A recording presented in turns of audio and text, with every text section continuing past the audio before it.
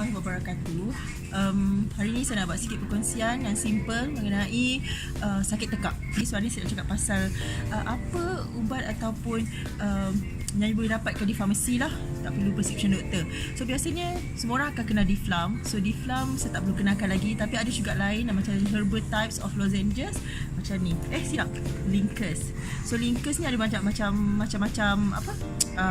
Rasa, ada cherry, ada strawberry, ada lemon, ada lagi semua lah. Yang lain seperti yang ni Lozide, dia macam lebih kurang juga macam tadi, dan dia punya main dia adalah herbal.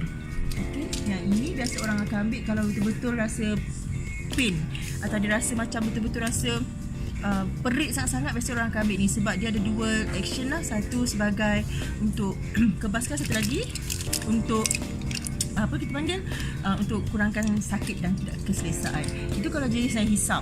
Kalau yang jenis spray, kita biasanya yang kita selalu recommend adalah Difflam Forte. Ni macam semua orang kenal lah Difflam Forte. Yang ni memang kalau ambil ni dia akan rasa kebas terus kat you punya tu, tekak.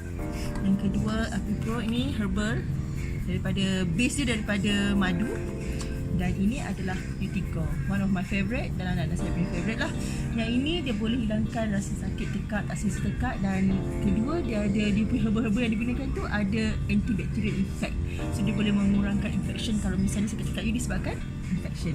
So macam saya pernah cerita pada dulu masa home remedy dulu, antara yang boleh dibuat di rumah untuk kurangkan rasa tak selesa tu adalah minum air suam yang ada letak lemon dan juga madu dan cengkeh. So yang itu you minum, you akan rasa selesa lah. Lagi satu, rajin buat gargle dan you letak garam. So saya rasa itu saja perkongsian saya pada hari ini. Harap